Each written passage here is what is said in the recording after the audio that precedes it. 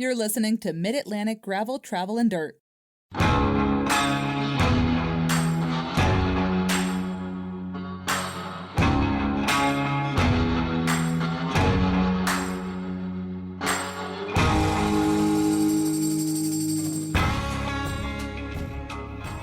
Joey.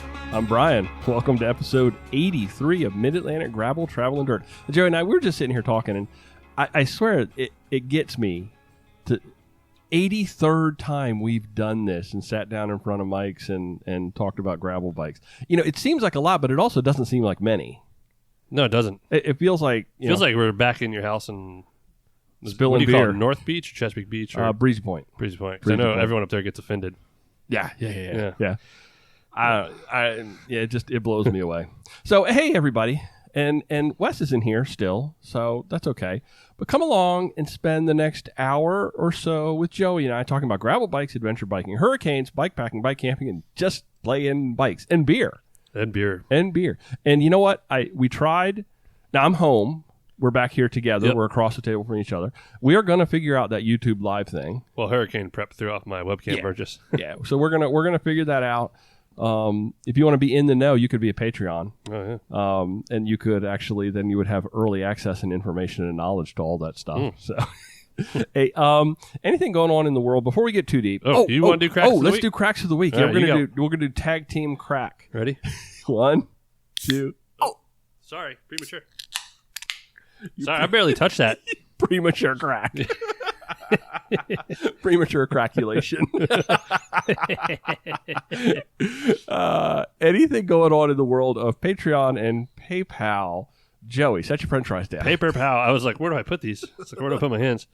Nope. What about t-shirt sales and sticker pack sales? Nope. Nothing. Everybody's been worried about Hurricane ISIS. That's what I'm calling it because it's 2020. I thought it was Isaiah or something, and then I was like, man, the weather person's name. I told Jessica, I was like, I think she's pronouncing it wrong this morning. Like, she can't read. They should have just gone ahead and named it ISIS, really, honestly, because that's what everybody's calling it. That's what I'm calling it. What actually is it? Isaias? Isaias or something? That's really hard to say. It's gone is what it is. Without that was a fast mover. That was a fast mover. Oh, my goodness. It was like whoosh. We didn't flooding's horrible. They never talked about like storm surge or anything. That wasn't an issue. It was the runoff that clogged up all the streams like in St. Mary's. You see a lot of bridges out over there, too. Oh, yeah. Like it's going to cause a lot of long-term issues. Mm-hmm. Do you remember when Allen's Fresh got washed out in 09 or something? Yep. Or 10 or whatever. My sister was used to always go down to Virginia a lot and have to go around that thing. The thing, I did lose a tree in the backyard. I had one casual tree. But I was out there cutting it today and stripping it down. And you know what jumped out at me was the fact that, we really didn't get the reprieve from the heat and the humidity that usually comes with a hurricane. It's usually like the day after. It's like, oh, it's so nice. It's cool. It was kind of chilly taking Max out when I was here. What time? Like in the middle of the night? 9, or this morning. This morning? Well, I wasn't up then. No. I slept through this hurricane. I got up too early today. I got up for the tornado warning, and then I went back to bed. But it was so hot out, and I was like, wait a minute, we're supposed to have at least one day of like beautiful weather. No, it's muggy as a mother out. It was just right back into it. It just moved too fast. Yep. Moved too fast. But it went through, never even flicker, power. Beautiful. Perfect. It wasn't long enough to day drink. So what are we drinking? Yeah. Oh, yeah. What are we drinking? That was my transition. That was a smooth segue there, Joey. I like that. You gave me this. I got this from Mr. Dennis. This is... Let you say what it is, because I'm... Oh, it's Evo. It's Evo, yeah. He brought it in the other day. Evolution Craft Brewing Day Crush Session Sour Ale. And it's made with sunflowers, it looks like, because they crush sunflowers and kill the sunflower and make beer. I like that. Is that really what they do? No, I don't think so, at least. No. It says, refreshing sour with silly haze and pleasantly quenching tart mouth feel. That was very hard for somebody without teeth. That was a teeth. True problematic sentence. How do you like it? Have you tried it? I did. I sipped it, but let me actually try it. Take a. I agree. It has a nice mouth feel. I don't really like that word. But it is a silky sour. Yeah, it's like, do you like it? Yeah, I do, actually. I thought it was really good. I do. I like it a lot. I had that sour last week down in North Carolina. It was also a sour session ale. And, it struck me, and both of these actually are striking me the same way. They're very, very light and crisp. I like it. I like the crispness. Yeah. And it's great summer drinking. Yeah, it's not I got a lot. I still have oatmeal stouts. I got stouts in there. I got the peanut butter. Yeah, that's staying in the back of the. It'll be good all year if it stays cold. That's back to fall. Are you ready for fall? I've been ready. It's weird. I am usually such a summer guy. Oh yeah. I was thinking about that the other day, like bike ride and everything. Yeah. I mean, it's because we didn't have any group activities. Yeah, it's like there's no motivation. I'm just ready for fall. I'm just ready for the humidity to go away. Ready for all that stuff to just be done. Be gone. So, let's do a little catch up. You want me to kick it off? I'll kick off the catch up. I'm having a sour too. I will leave you to the mustard. I did finish out last week with more gravel riding down in North Carolina. We did a little bit more. Now, Justin, I got to give you a shout out. Justin and I were talking all week, and he sent me a route that was not far from where we were because he rides in that area where I was a lot. And we didn't get over there to do it because we wanted to go do a hike. But the route that he sent looked really awesome. So, Justin, thank you. That is in the book. It's in my Ride with GPS account.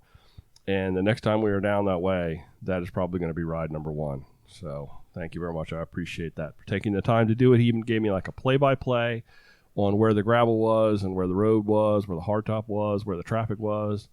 So well done. And I think that'll also be a candidate for our gravel database ride, ride database when we get that put together. So I'm ready for fall because I should be less busy to do work. Do you think, really? I don't know. Well, I wasn't supposed to be here, and I worked. I took a lot of phone calls Sunday, and then I worked yesterday, and then anyway, I'll get to that on mine. We were talking about actually recording yesterday. And I got the Popeyes and sickness. You were like, well, no, but even before that, you're like, yeah, hey, I'm working.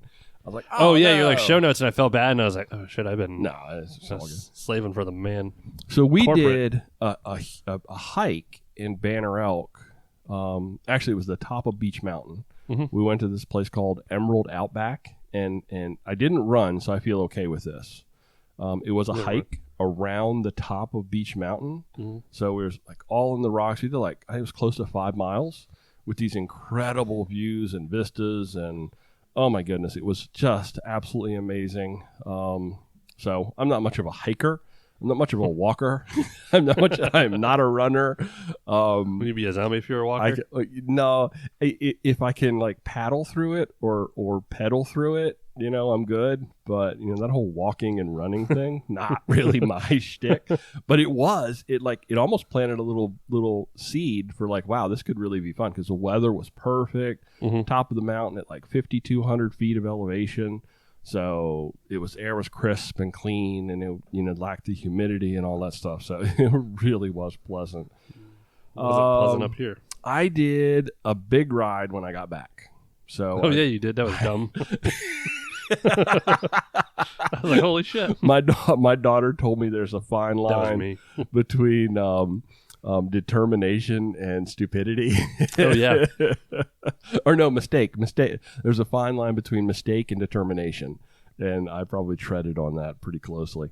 I did. I went out and did a solo century, and it was hot, 105 heat index. I didn't start until late. I should have gotten about a 3-hour earlier start, but it was one of those. I knew I was going to go out and ride a big day, and I didn't know how big. And I didn't know what I was going to do, but I set out with the intention of a big day. And I came south on my regular route, did all my little tricky out and backs to add a mile or a mile here or 2 miles there. Kept going. And then I got back to where I would be done. And I was like, okay, if I just go up there, I'll get a little bit more. And then by the time I hit 70, it was like, okay, you're within reach of this. And I actually hadn't ridden a century. I looked back at my Strava. I don't think I rode a century last year. I don't know why. Because I just didn't do any organized rides, and the organized rides that we were doing were all gravel, and I wasn't doing that distance in gravel, so not really sure what happened. So I was like, okay, I'm going to do it. And it worked out. It hurt.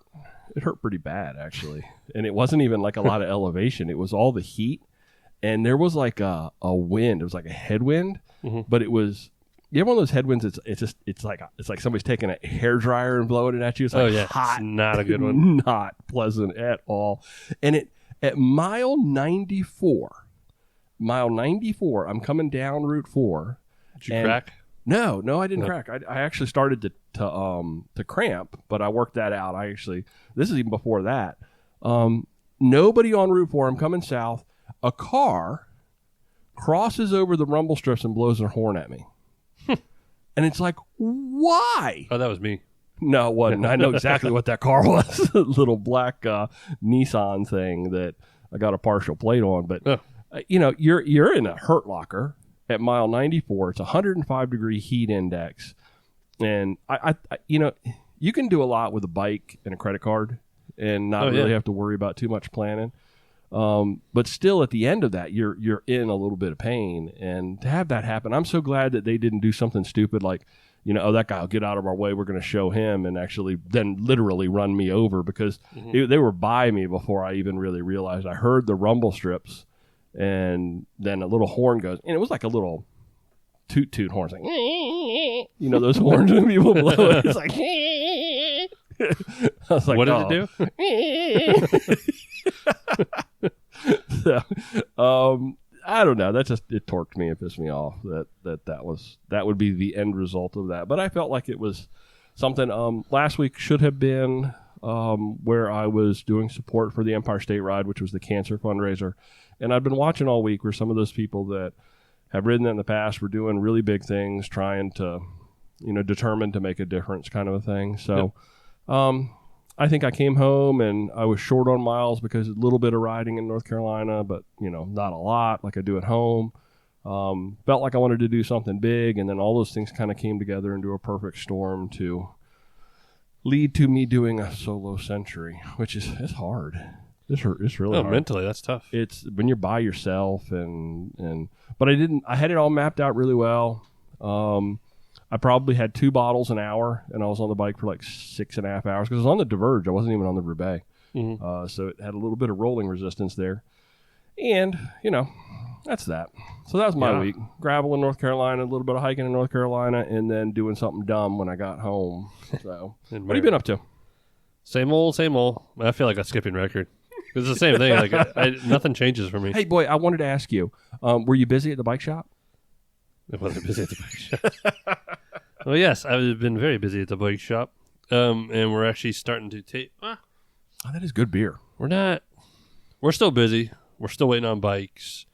Repairs are still about a week out, but we're about half of what we're taking in, or each day is about half of the amount of repairs as normal. Summertime because we're about going half staff. Yeah. So I'm leaving only so many per day, so it shouldn't stress us out. Right. So if we're quoting for a week, it's probably because I only have so many per day now, where it'd probably be half the time, but I'm not stressing all my staff. Yeah. So it's like, all right, now we don't have to go through 30 bikes. It's 15 or something. Yeah. It's manageable. And people are understanding that. I got a bunch of salsas coming this week. I just got the email while I was eating dinner. Cool. Some journeyman, because I think we're out of salsas again. Salsa is actually doing like a launch in October or September for dealers to do a huge order. So maybe you start getting some bikes back in. That'd be nice. Hey, how's the sales of the interest? I have no idea what the sales are going to look like. Well, then new tarmac. We went through a good amount of them. Yeah. I'm still waiting on like 4 or 5 of them to show up. To show up at the shop. Yeah, but we've already had a few go out. I keep getting people asking for them. And unfortunately, if we didn't have the original order, if it wasn't an original order, we might be looking at October, November for them. But I just found out that thing will clear 32s. That's the next gravel bike right there.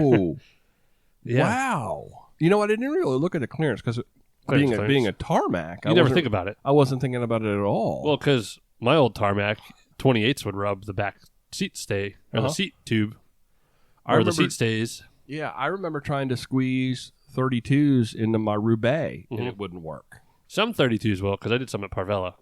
Okay, depends on the tire and the wheel, because the wheel, it's just too many factors to say like 100%, but 100% like 32s will clear on the tarmac. Yeah, I think Austin and I were working on that, and we were kind of I think I told Austin, I was like, yeah, sure, throw them on, because a few I did were they just worked.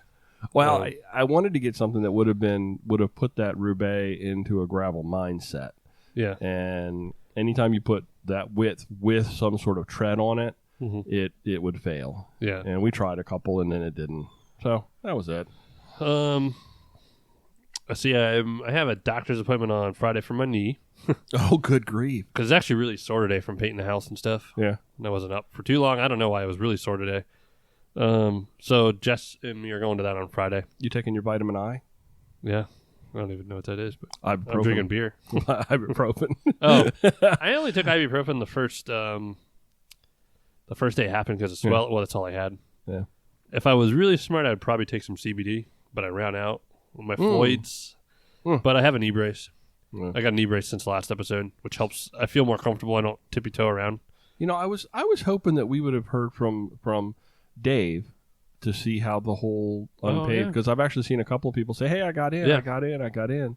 So we need to follow up with Dave and see how that all went and what it looks like for him and how things are shaking out. Man, I hope that all continues to move forward in this weird state that we're in. Real quickly, I am drinking a beer too. Mm-hmm. That Dogfish Lime Sour. Oh, you're not drinking the same thing I am? Well, I cracked another one. I was going to have back to back. You did a double crack. Yeah. Also, I'm reading. Jess is probably tired because I've told everyone I'm reading this book my sister got me, and not knowing it was somewhat about bike riding. Uh-huh. I think it's called "To Awake the Sleeping Self." Okay. And basically, it's a story of this guy. About 100 pages in, so I think I'm a third of the way through. Grows up, realizes his life's too cookie cutter, and you're like, you're supposed to do this. He becomes a lawyer, works at all this stuff, and you're like, you're supposed to do all this, and then he finds out from one of his places he was working at, some dude rode from like Patagonia, Argentina, all the way up to like New Jersey. And he's like, wow, that sounded cool. He's like, so over like, and it's briefly over 3 years that he like built himself up to it.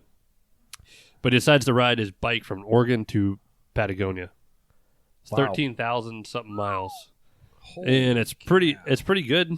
And basically his parents are like in Nat Geo because they walked across the country in the 70s. You know, those type of people. Okay. And he gets into it. It goes very quickly, but a few months out, he goes to like REI, finds his sales kid, and the kid's like, "Oh, you want to talk to this?" And it's this old dude that probably hates everyone, but he's cool. Basically, he sells him a surly long haul trucker. He's like, "This is what you need. Yeah. Like, you don't need all this fancy stuff. Like, you're going to be riding through South America. You want someone to fix." Yep. Buys the bike.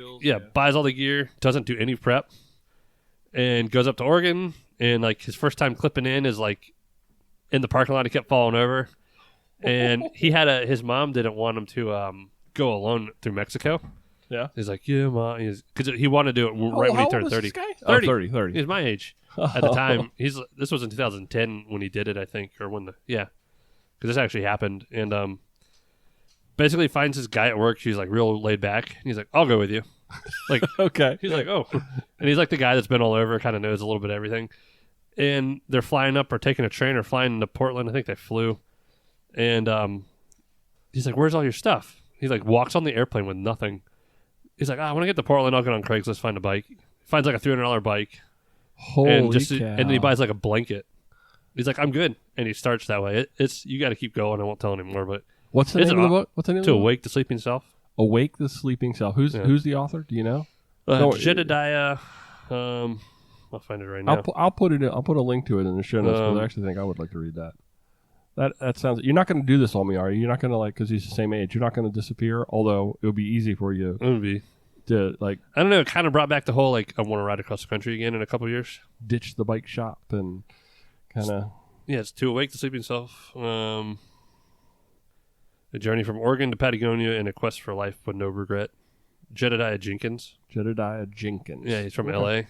I don't know. Like I said, it sparked my interest of maybe in 2023 or something right across country. It'd be cool. Want to do Trans Am route. It was good. I'd be down for that. Yeah.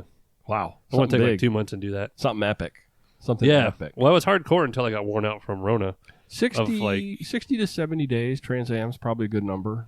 I've had a friend, Sean, and a couple other people I knew when I was at Pravella, and Sean worked with me and talked about it a lot. I think he did it in 30 days, and then he did it again in 60. And people that plan it out for 60 days, you can actually take it in. Yeah, that's do a little bit. And he slept behind gas stations, and every few nights he would get a hotel, or maybe every 6 or 7 nights. And that's the way to do it. That's the way I want to do it. I don't. think he said he put about a couple $1,000 and did it in the 2 months, which was way more enjoyable because he used he's like the food racks up, it gives you buffer. You're not going to spend it all, but it gives you buffer if you need a hotel or you take gear. He was like one of those ultra distance junkies, an ultralight guy. Wow. That's really cool. That sparked something for me too. That's something I've always wanted to do. Well, because earlier this year I was like, it'd be cool to. I was deciding. I was like, do I want to prep for Trans Am or like what's that Tour Divide? So I was doing a lot of research, and I think I brought it up at some point in time. But the people that have done both and talking about which ones they thought was more dangerous. Mm-hmm. Probably Tour Divide. You're comparing the backcountry and the bears to tractor trailers. They're like it's pretty close. Yeah. And they're about as equally as hard. I think you can time things within the framework of civilization a little easier to mitigate some of those risks. Yep. Whereas when you're in the backcountry, and there are going to be risks that pop up that are going to be unknown. Yeah. So, and I always thought that like a big epic for me, I would be leading it at some point to do something like that, but. The more I think about it, the more I think I don't want to do that. I don't want to lead an epic. I want to ride an epic. I want to do my own. I want to do it. I don't want to enable. I love enabling other people or empowering other people. That's part of the kick that I get out of leading bike tours. But, man, something that big and that epic. I don't know. The book kind of sparked it because I'm really worn out. I'm not worn out. I know, but I am. It's like bikes, and then fall comes around. It happens every year. This is a big weird year. Oh yeah. I mean, it's going to go down as it's going to be a saying. When something goes sideways, it's going to be you 2020 did. Yeah. I even had like a friend from another bike shop up north make a long post it's just about same like we're all sharing the same thing, and we're all tired of people being impatient. Yeah, it's freaking Rona. I mean. Yeah. I mean, their shop the other day posted that they totally took their phones off, disconnected their phones. Oh, geez. They're like, dude, we've been so backed up, and it's a stupid. To us, it's not a stupid phone call, but you get like 20 or 30 of the same phone calls, the same thing, and hey, you got this? It's like no, and I get to the point now where I tell people, I'm like, stop calling shops. Like, they're not going to send it to you. Call your local one, get it on order. It's like we're doing the same thing, and we're starting. I don't say we're getting annoyed, but. It's like you're like a 20th person a day. They're shop calling. They're calling nobody on the list. They're going boom, boom, boom, boom, boom, boom, boom. Which is fine, but you might get lucky. And that's lucky. I could ship a salsa, but I don't have salsa specialized. You could lose your dealer agreement. And you send a bike out of state and get caught. And it's not worth it. They would have to come get it, right? Yeah, that's the way specialized works. Yeah, and that's what I try to come get it. Tell all those customers. I'm like, stop calling stores. Like you're wasting everyone's time. Yeah. So anyway, that's my old grumpy self. That's okay. You're entitled. You got anything else? We're going to take a look at some listener email. You want to take a look at some let's take a look. We got a lot. Yeah. So I've actually had some stuff kind of backed up, so we're going to get rid of some stuff here. Kelly sent this message. Hello, GTD is my most favorite gravel podcast. Oh, thank you, Kelly. Thanks for all the great content on... And this was sent a little while back. So on the most recent episode with Dave from Unpaved, you guys were talking about getting water mid-course and mentioned Sawyer filters, which is what I have been carrying until recently. Now, I carry a Sawyer. I've carried it for a long time just because... But you don't carry toilet paper. No, they last forever. But she goes on. Check out the Katydine Be Free. It filters faster and is easier to fill. It has 3 different bladder sizes. I bought the 1 liter size because it would fill a 24-ounce bottle with one fill. Plus, it's like having a spare bottle. Only downside I can see is that it doesn't pack quite as small because of the larger opening on the bladder, which is why it fills so easily. Anyway, hope you guys like it. Stay safe. Love you. Bye. I'm going to check that out. I've looked at Katydine stuff before. Mm-hmm. And I don't think I've ever seen this one. It must be relatively new. But there's been a lot of advancements in water filtration in just the last couple of years. I would say at least the last couple of years. Yeah. Tons and tons and tons of stuff. I've never really been a big fan of my mini Sawyer. I've always felt like when you put water into one side and as you were squeezing it out, it always felt like there was some contaminated water that would find its way around the seals or off the bottle or off the bag or whatever it is you were using. So I would actually really be intrigued. The one thing, did you Google it real quick? I'm curious how expensive they are. What was I was Googling this or that. Catadine. I'll pull it up. Oh, okay. Canada. I'm just going to copy paste it. Me free water filter. I bet you REI carries it. They carry everything. Okay, everything's there. Yeah, there it is at REI, and it is. Drum roll, please. If it's reasonable, I might just go ahead and order one of them. It looks $70 reasonable. No, here's the 33.8 collapsible water filter bottle, 33.8 fluid ounces, $45. That's not bad. That is the 1 liter version. Well, let's take it out in the puddle out here and try it out. Most water you can do that with, and it will. This was what I was curious is how many liters would it actually process? Up to 1,000 liters. So, that's pretty good. Yeah, I think the mini Sawyers are a little bit more than that. I think they'll do up to 10,000 liters before you have to deal with that. So, but I mean, honestly, unless you're out there living it, like that's going to last you quite some time, 3 years maybe. So anyway, thank you for that message, Kelly. I appreciate it. And I'm definitely going to check that out. Got a message from Matt down in North Carolina, riding pastor, sends us messages every once in a while. Thank you, Matt. You guys could do a poll to see if people want new jerseys, new T-shirts, or tie-dye. It's actually not a bad idea. Just put out a poll and ask people what they want. Because we've been talking about it. We've been talking about jerseys. We've been talking about tie-dyes. We talk about a lot. We talk about a lot. Yeah, well, it's, and then he wanted to know if we got his text to our phone number last week, which was, I guess, a few weeks ago. No, Matt, I'm sorry we did not get that. I'm not exactly sure what text messages go because it's a Google Voice number. Our number is a Google Voice number, so I guess they're probably in there somewhere. I don't know how to get to them. Got them in the middle. So you want to do a poll? Let's do a poll. I actually think people might be interested in having another jersey run. Well, I thought about I ordered a lot of like 50 or 60 shop shirts. Yeah, and I thought for some of the paddle sports one, just on a slow day, having one of my minions just tie-dye them ourselves and see how they worked. Like we could get a bin, maybe do like 6 of them. I mean, if you do them right and just take a squirt thing of bleach and just I don't know, I thought that'd be cool, and then I'll wash them. And just see what they came out looking like. Yeah. That's not a bad idea. I might do it to a couple of my so you've already had the shirt made. Yeah, I did rush order tees, and then you're just going to actually. I got down to like $7 a shirt. That's pretty good. I don't know. They're like the Brian quality. I really like the material I used because we got it in our race shirts last year for our paddleboard race. Ring spun cotton.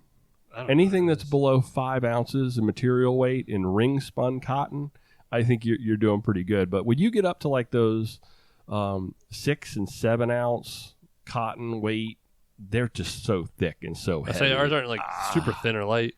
Yeah, they're like I like the Hanes beefy shirts. I think they're a 50-50 cotton blend. They're 50-50 because you kind of like give me the nose in the air when I sent it to you that night. Yeah, it's probably still like a pretty high material weight count. Like it's probably still about 6 ounces. But it's not as nice as like whatever Dave used on those unpaved shirts. See, those were a tri-blend. Those red ones? That is cotton, rayon, poly. Rayon? Yeah, rayon. It's like a leisure suit. So, it's got that going for it. Well, it's not as soft as my birthday suit. that was for that shirt that Dave says probably a 4 or 4.5 ounce material weight. That is a very nice shirt. Now, here's the problem. I'm geeking way too much out on T-shirts. I was just thinking that. But sorry, everybody. This is how I think. You know what happened with that shirt Surefoot Dennis has?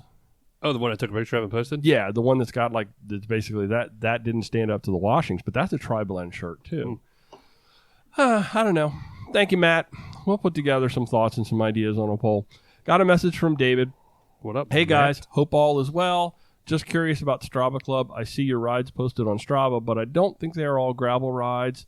Is it okay to join GTD Strava if most of your miles are on pavement? Hell yeah. That's what I told him. I sent him back messages and said, yes, sir. Well, he lives right up the street now, too. Yep. Join that Strava Club, buddy. Get on it. Yeah. Get in it. Be one of the cool kids. And we'll actually go through our Strava Club here a little bit later. We're not in Iowa or Kansas or not in Kansas Northern anymore. Virginia. We don't have I don't think most of us have all gravel. Oh, God, no. It was so nice in North Carolina to be able to just jump out there and go, oh, there's going to be a gravel road and miles of, and it wasn't like, it was like this weird blend. It wasn't potholed. Mm-hmm. It was maintained gravel because a lot of cars actually use it. Yeah. And what I found was that the cars that were on those gravel roads, because they're driving down the middle of the road anyway. Mm-hmm. And you're not encountering many people coming the other way. They have no problem slowing down, going around you. There's no anger. There was no, resentment that there's a bike in the middle of my road or anywhere near the road. It was just so pleasant. It just felt so good. Those North Carolina people are nice. I mean, you get out on some of the highways and some of the larger roads, and you still have that, bike versus car. But it just felt like back in the gravel, there was none of that. People were they were taking in the sights, and if they wanted to get somewhere quick from point A to point B quick, they weren't going to be on that gravel road. That gravel road is you're close to home, or you're leaving your house, or you're taking your time to do something scenic. It's a different mindset, and it was pleasant. It was such a relief, such a break from this thing we have to deal with here. So anyway, those are our messages that we got this week. Yeah. So got a little sad news to report. And most everybody may have seen this or maybe not. I didn't. You did or didn't? Nope. So Steamboat Gravel co-founder Mark Satkiewicz. I'm going to pronounce that like that. If I've got that wrong, somebody please let me know the right way to pronounce Mark's name. Yep. But unfortunately, he passed away at the age of 52 from a suspected cardiac arrest issue while on a bike ride near his home in Steamboat Springs, Colorado. This was just last Saturday. Again, he was only 52. Jeez. So rest in peace, brother. That is sad news. I don't even know what else to say about that, but that's that. I don't know. You hear about it happening with people that, your endurance people have some sort of an underlying issue, but who knows if that's what it was, but craziness. Yeah. That's a ride that, that event grew to, it's only this would have been its second year. Yes. Is it true? Second or third? Yeah. Second year this year. Yeah. 2019 was their first year, I believe. And was it? Because I think 1,000 riders. Ted King won it. Oh, yeah. Because we talked about it. Yep. Because Ted, had his bike broken, the day before. Yeah. And won it. Yeah. He had that really pretty green frame. That is, how do you, apparently he was very well known and connected and worked in the outdoor industry for quite some time, had left Steamboat Springs, had gone to California. I think he worked for one of the sock manufacturers, one of the hiking sock manufacturers. And they attribute a lot of the success to Steamboat Gravel to him. He organizes that with two other folks, but it was because of his connections in the outdoor space that really brought that home and allowed it to succeed so quickly and jump off the ground so fast. That combined with, I guess, just a good place to have a ride. So, real quick, speaking of news, yeah, I just was perusing. These just got released. Remember these bad boys? Mm-hmm. Which is cool. But did you see the news? No. You were talking about road bikes, and you want that road bike that you need to get an all-city zigzag.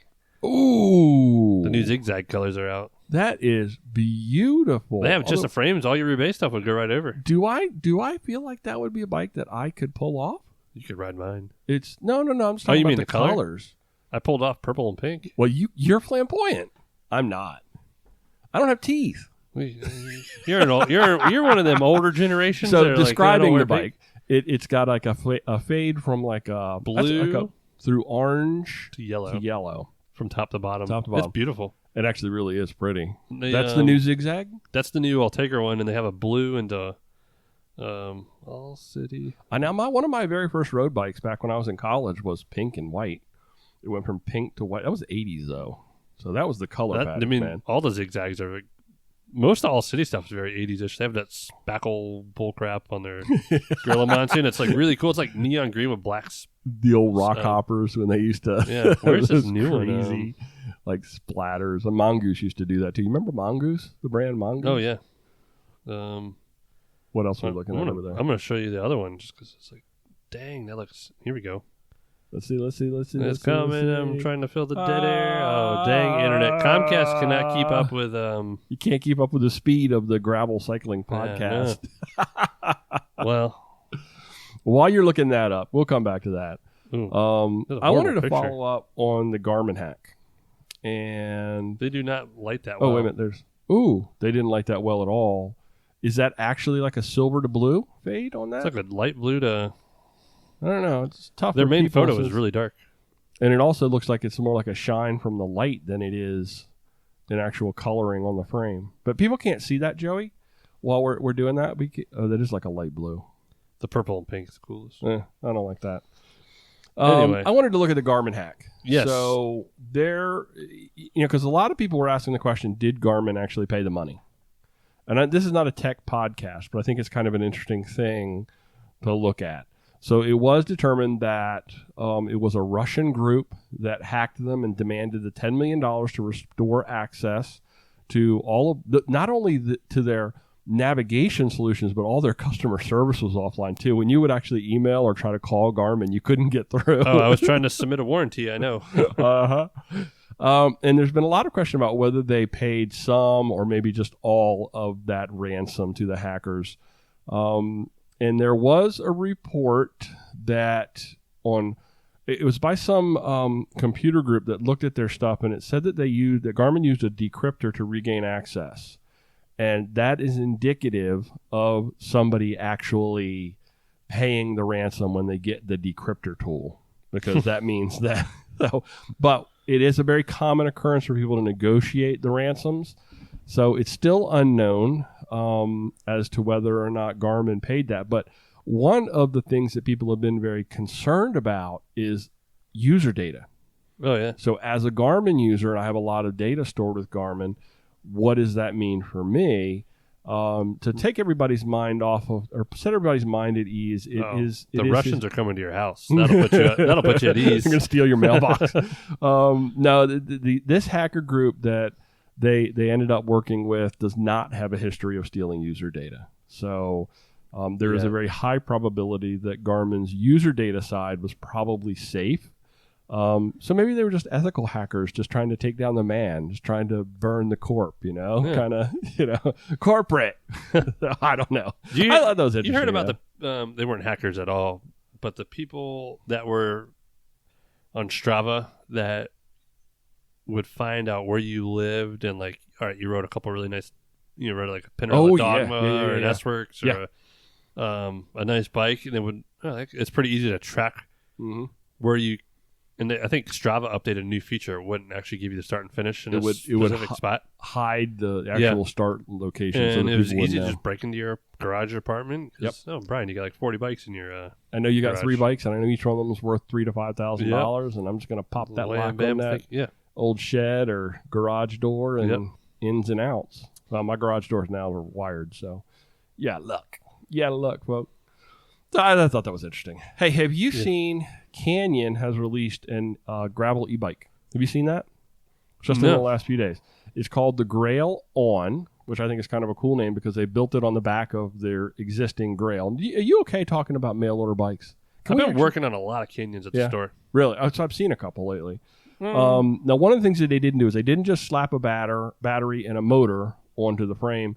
They actually tweaked the frame, which I think is an important thing to note. They didn't just, here's the Grail, let's just throw a battery on it and throw a motor in it. They actually modified the geometry by lengthening the wheelbase, and they shortened the stem to make it a little more nimble. So you got a big, heavy lunker bike, but they modified the geo to make up for that and make it a little more nimble. They also thickened the carbon frame sidewalls. Yeah, it is. Yeah, I'm not a big fan of the looks of it. So they actually never talk about that in any of the reviews. But they thickened the carbon frame sidewalls to withstand abuse. And they went, and listen to this is actually kind of cool. They went from 40s to 50s on the tires. Yeah, it's got to hold the extra weight. It's damn near close a mountain bike tire. If you put a heavy tread on that at a size 50, you got a mountain bike tire. But the weight for a medium frame is still only 35 pounds, which I don't think is bad considering it's got a motor and that battery. The battery is what always kind of adds it. And it is a Bosch 500-watt battery that throws down 85 newton meters of torque, which is just under 63 pound-feet, or what an 800cc motorcycle can put out. That bike's got some juice. But here in the States, an e-bike's limited to 20 miles an hour. So you could probably amp that up a little bit more. It is pedal assist. The motor kicks in. Whoa, Obviously, it's there's not. different types of e-bikes. Yeah, it is pedal assist. Oh, I say because it's not throttle. I think it's class 2 or 3 specialized because it's 27. Does it really? Yeah. Okay. Well, Different classes of maybe them. there's different class, but and obviously it's got all the same sort of like little weird features: the eco mode, tour sport, and then turbo. I think they all pretty much call them the exact same thing. They estimate that a 210-pound rider is going to get 70 miles. Now, they didn't clarify whether that 70 miles was gravel Or hills. or flat. hills That's the or problem with anything. e-bikes. There's so many of those variables, but they just said 210-pound rider, 70 miles, and 110 miles in eco mode. And this one, the test version that I read about comes with SRAM ETAP. And you want to guess what it came at in as price? Without It's looking a at the Canyon. shows? I would probably guess like $9,000. 7. Dang, I almost said 69.99. seven. Yeah, I just figured 69.99. that with ETAP and all, I mean, that's if you're in the e-bike marketplace and you about on par. yeah, I mean, and you want to explore what a gravel bike would be able to do in the world of gravel, I find that interesting. I find that price point is something that's palatable. I find it, it's got all of the bells and whistles. It's got, I don't know. I'm not in the market for an e-bike, but if you are, this might be something to look at. I don't know.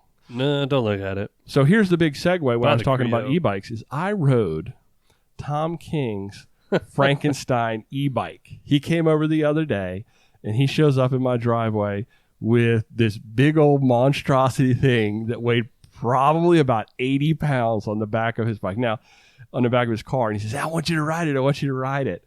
And what do you know much about what that bike was? It's an old steel Raleigh. The bike's like older than me. Yeah, it's like a 30-year-old steel bike that he got. Somebody gave him the powered rear wheel. Yeah. But he still put like hundreds and hundreds of dollars into that because he had the controller he had to put in. It's still got, and this is the thing I told him to be real scared. It scared me. I had that bike. It's truly just a throttle. And I had that thing The doing brakes don't stop. 33 miles an hour down the road. Yeah, and it scared me to death. I was like, what if somebody pulls it? And then I started applying the brakes, and it literally felt like it was going to take a mile to stop that bike. Oh, yeah. Well, he texted us the other day. He rode from his house to the shop averaging 27 miles an hour, which I believe. That's its fastest. I probably, if I was to do that in my truck, I would probably average 33 miles an hour to get 33 or 35 to get to the shop. Oh, that thing's crazy.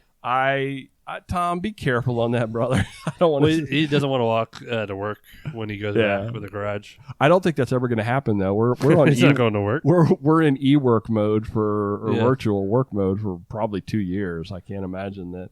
He'll be retired by then. Yeah, I was So there you go. I don't know, Tom. I had fun riding your bike, that thing's a fire hazard. I don't want to ride it again. If I'm going to go with, I mean, I'm not tooting Specialized horn, but Specialized has the e-bikes figured out. Yeah. If I'm going to drop 8 or 9, 7, whatever grand, I'm going to buy like the Creo. Yeah. I mean, there's so much. This thing looks gaudy in the front. I hate that double hover bar. They say it really works. Have you ever ridden one? Everyone talks about it, but aesthetics are kind of part of it. I agree. That's a like part of the enjoyment that you get out of the bike. Mm-hmm. And that's why I think, so many people spend so much time tweaking the bike is, matching colors and all that kind of stuff. It's the aesthetics. You're absolutely right. It's a big part of the enjoyment. Specialized has on most of their newer models has like an extra battery pack you could add that's in the water bottle cage. It's freaking awesome. Like they're figuring it out. It's like an extender. Extend the range. Oh yeah, by a lot. Now I did a tour in Maine and one of our participants had an e-bike and she had 2 batteries and we carried one in the van and she'd swap them out about midday Some through of those the are ride. like $700-800. Yeah, the batteries is expensive. The smaller extender wasn't a whole lot of money compared to like the normal battery. Oh, so it wasn't just a second full size battery. No, it was like the size of a water bottle. Gotcha. And, you plug it in and you can switch whether you drain both equally, like the main battery in that one, or you have that as a reserve. Right. And you can either pull that one because they have their app set up for it. They're pretty big with the Mission Control app. I don't know. It's pretty cool. People probably don't want to hear about e-bikes, but I don't. Also, think about it this way: you want to have a spouse or something, get out there and enjoy it, but they're not at the same fitness level. This is something that could actually make a difference. In a game chamber for folks. So $450 for the extender, which is pretty good. That's about half the price of like one of those second full size battery runs. It's an SL extender, and the SLs are half power of normal. Okay. So I think it's pretty close to like giving you the full shebang. But you can carry that along with the primary battery, which is nice. It's pretty cool. So like a second battery that you would carry would be like when we did it, we carried it in a van. Yeah. So there was no this thing's downside. like a little bit bigger than a beer bottle. Yeah, that's kind of cool. Or beer can. Chicken. That was my I thought those two things went well together, and I've been meaning to I wanted to talk about Tom's Frankenstein bike. Have you ridden it? No, I made him take the batteries and it catch the store on fire. Those Chinese when he was there, batteries. You're not lying. You literally made him take the battery with him. I joked, but I was like, he's like, no, I'll take it. But man, we just ranted about T-shirts and e-bikes for a while. Hey, let's look at Strava Club. You want to look at Strava Club? Yeah. Top 100 random riders shout-outs. I'm gonna step aside and focus on some this or that questions. I got a whole thing up. Oh, do you? Good. Yeah, I'm actually gonna name them out. Cool. I got a page of them. I'm just gonna use theirs. Nice. Top 100 rider random shout-outs. We got John Williams Peoria, Illinois. From Illinois. He's not John Williams from Peoria, Illinois, or is it John Williams Peoria? No, he is John Williams from Peoria, Illinois. Sorry about that. All those things kind of ran together. Yeah, well, you did all the show notes, not me, so I can't complain. He was up at 151.4. Good numbers. Yep. Joe Lilbridge from Finksburg, Maryland, at 161. Those were pretty close together. I think that we've had him on that name before. Good job, Joe. Carrie Bergier, yeah. Bergier, Berger, something. Yeah, from Kenmore, Washington at 209.6. Good job, Carrie. I feel like I kind of missed we haven't talked about Frankie in a while. We should go look in. While you do the rest of it, I'm going to go pull up Strava, and I'm going to look for some names. Oh, I've actually still got it open. Go ahead. We're down to 135.9 to break into. That kind of went down a little bit, I think, because of the heat. Actually, it went up a couple miles. Did it? Like I thought at one point in time we were sitting at 140 for a while. Oh, yeah. It was hovering. Yeah. We did go up one person. We could go up one more when David Argo hits 610 with us. There you go. I think he may have already joined. No, did he? Maybe he was 609. Could have been. Strava.com/clubs/gravel travel dirt. Okay, I'm on the leaderboard. We haven't done this in a while. Sonia. Oh yeah. Sonia Pippin. 446 and a half. Wow. That's number one. You think she gets burnt out already? Peter McGurts. Yep. 359.4. Philly Bike Expo Mark, 321. Man. Consistently up there too. Alonzo Big Country, 261. Mm-hmm. I'm going down the line. Hey, there's Brad. Brad was top 20, 235.8. Dirty Podcast Trevor. Dirty Chain. Dirty Podcast. Dirty Chain Podcast. Congrats, Trevor. 218. Woodcock, 203.4. Good job, Woodcock Johnson. I'm looking. I don't see any of these other folks. There's no Frankie up there. There's Local Warren with 178. I'm sure Frankie's on here somewhere. There's Fabrice Blondeau. We've actually talked about Fabrice a few times. 170. Sure, Frankie's working right now. Isn't he a lineman? I don't know. With all the old power outages. Hey, one of your old fellow friends and employees, Ian Banks. Ooh, employer, excuse me. 166.5. There's Salvatore, 165.4. Trina Perkins, 163.3. Chris Howell, 163.2. Did I tell you about Salvador? I actually got a message. Hold the phone. Tom King is number 74 at 156.2. Well, is that e-bike mileage? Oh, wait a minute. No, he's been riding a lot. Yeah, no, he has. I'm sorry, you were saying something. What were you saying? No, I'm proud of Tom. I didn't realize that. I haven't been on Strava. I haven't been riding my bike. No, nobody else. No, unless I'm gonna be honest too. Strava's leaderboards are a little bit flaky. I have to keep reloading it until I see the correct mileage for my number, and then I assume everybody else is right. Oh, that's what I got to do So to get up there. that doesn't necessarily mean that you know that people didn't do miles. So Strava's leaderboards have been really, really stupid. Like you just have to reload them and reload them and reload them. Yep. So. Salvador popped up a couple times at the trail that I frequented a lot last year with my brother-in-law in Jersey. Really? The one I always talked about. I have a brain fart. I know exactly what it is. And then I messaged him right up before I went up there. Delaware Water Gap or something like that. No, it's Alair State Park. And I went there a good bit last year, and I even rode. I think it was Thanksgiving last year. It was like 9 degrees. It was horrible. Or the year before was 9 degrees. I really love that trail, but I haven't been taking my bike up there, and I realized that he's been riding it. So I need to get a mountain bike to go ride or borrow one from. Well, you can borrow mine anytime you want. I need an e-bike. I haven't been riding. I have I think I ride with Salvador. I have my stump jumper. You can borrow that anytime you like. That's not your bike rack.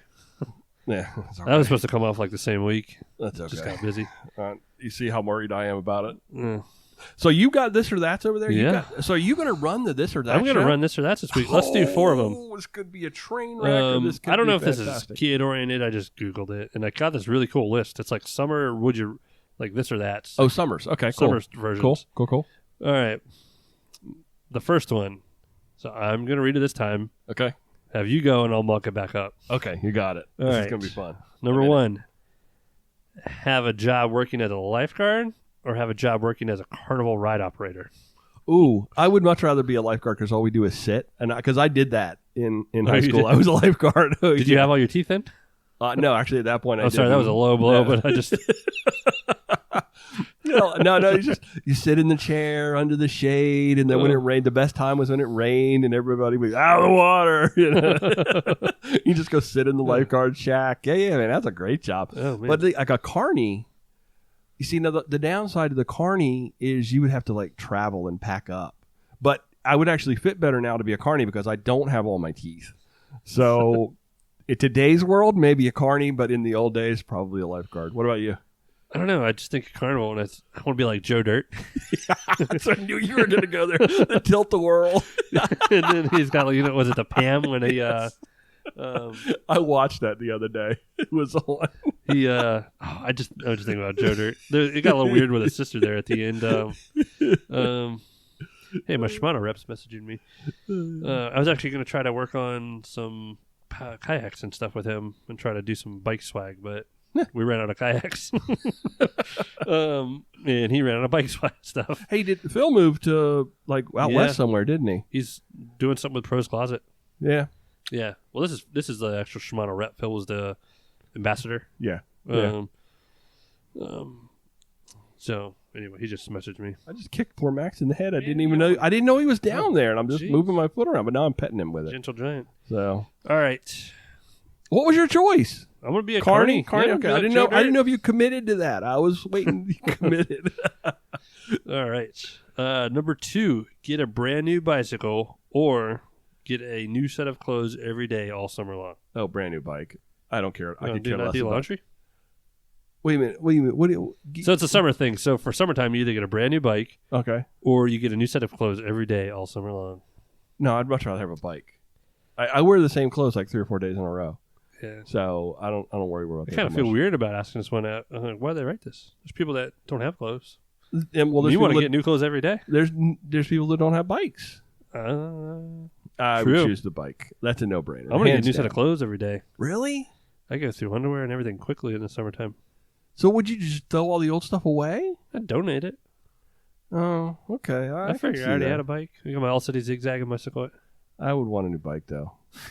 I would want a new bike. I don't care about clothes. Clothes don't. Look at the way I'm dressed. I'm wearing like shirts that I've gotten in the mail.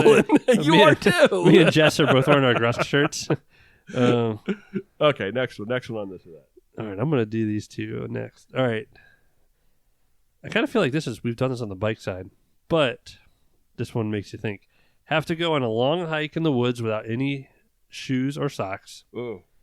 This is summertime, so it's not too bad. Or have to spend a day at the beach wearing your winter coat. Oh. Barefoot hike? That's a pretty good one. That makes you think. This is a thinker, or a winter coat at the beach. Yeah. Oh. This is tough for me. Because my mind doesn't go to one of those as quickly as. Cool. Yeah, exactly. Usually one of them jumps out at you. It's like, okay, I'll do that. But if you're like, I was fishing the other day in my kayak, and there was a dude walking around the first pond and 7 ponds with no shoes on. I was like, you are out of your mind. He's a Charles County boy. What are you thinking? And so that immediately jumps out at me. But then the idea of being hot in the sand and sticky and not being able to go in the water, because you would have to wear the coat in the water and it would be heavy, weigh you down, and would drown you. So that would actually kill you. So therefore, I would choose shoeless hike. Shoeless Joe hike. What about you? Nope, I'm going 100% wearing your coat. Really? That was it. Nope, there's too many critters, sharp things. Oh, it's just sharp things that get me. It's not the critters. The sharp Oh man, things. my dad nailed a little copperhead the other night I went Really? to have dinner. Oh, Dude, that's what I think of as like stepping on one of those. yeah, that would be. And I didn't even see it. I walked out. I was next to the porch. He comes out, throws a trash bag because I was going to take his trash, and he's like, "Don't move!"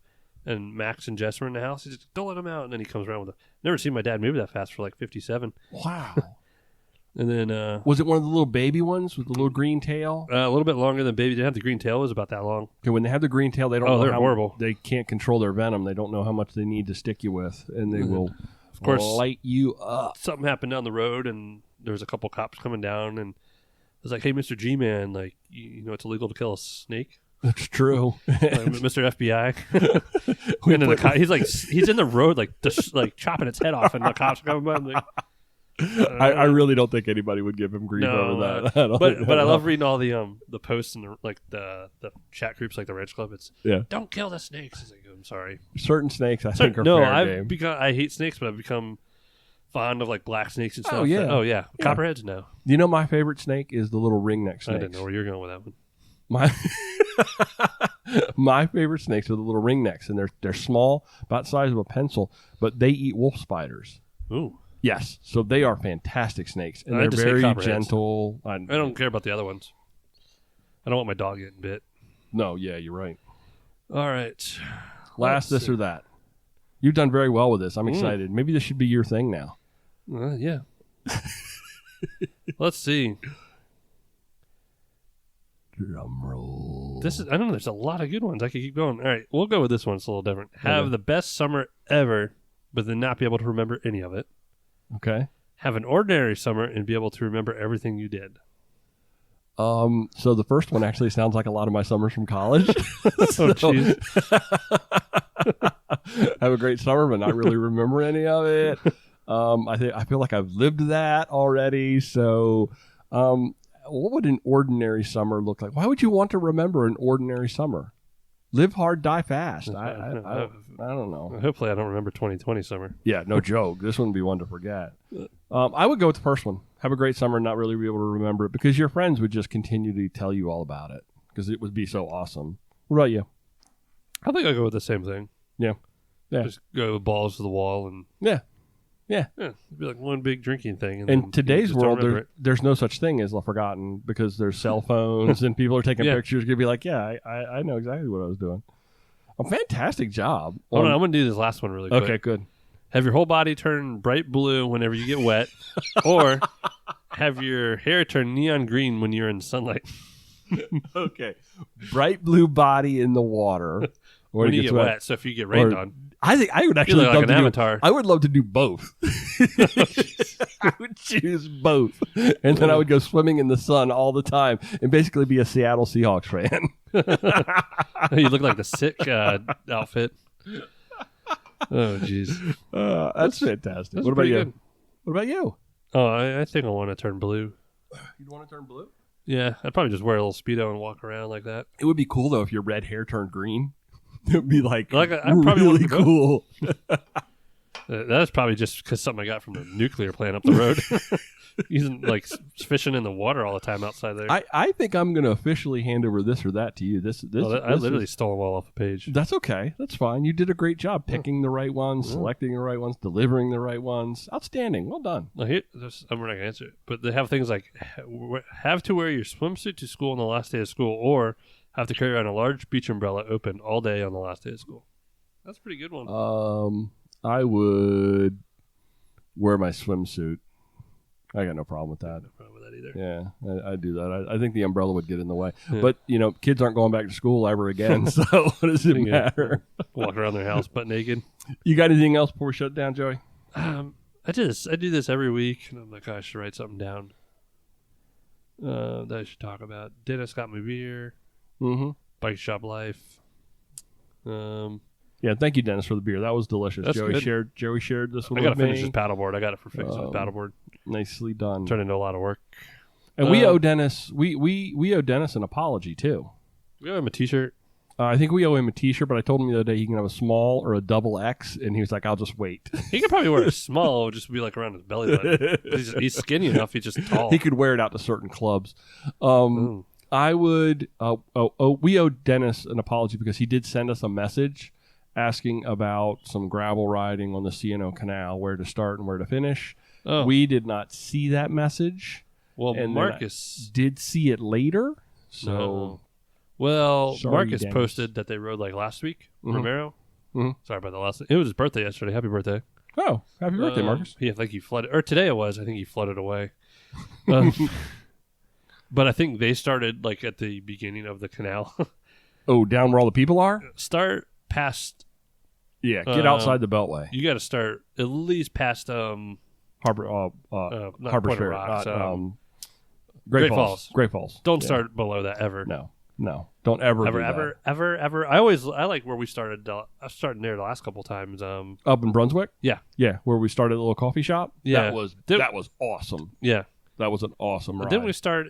Where did we start on the that overnight we did last year? That quick over. Same area. Yeah, same area. That's right the perfect place to start. Yeah, and you could probably go either way. Yeah, and I would imagine that driving's probably you're not driving in the middle of the city. Driving is going to be easier. Well, yeah, it was quick to drive in the brunt. You had to take a dookie, so we drove back to that Roy's or something. Yeah, it was like 2 hours. Yeah, probably 2.5 hours. So maybe? you get off of outside of Frederick. Yeah, it was easy. Easy. Well, so that's our advice, Dennis. Is just go to Brunswick, go to the coffee shop, and ride from there in either direction. Check the brewery that's right across the street if they're open. Don't trust it that when you call them that and ask them if they're open, then they say yes. I literally asked them, I made sure, and then we got there and they weren't open. It happened. We went to that weird food place that was good. Yeah. But I specifically remember calling and asking 100% if they were open. Nice. And they said, and they said no. Or they weren't there. Never mind. Anyway. So that was my, I almost forgot. So, anything else? You got anything else before we shut it down? Let's go ahead and shut it down.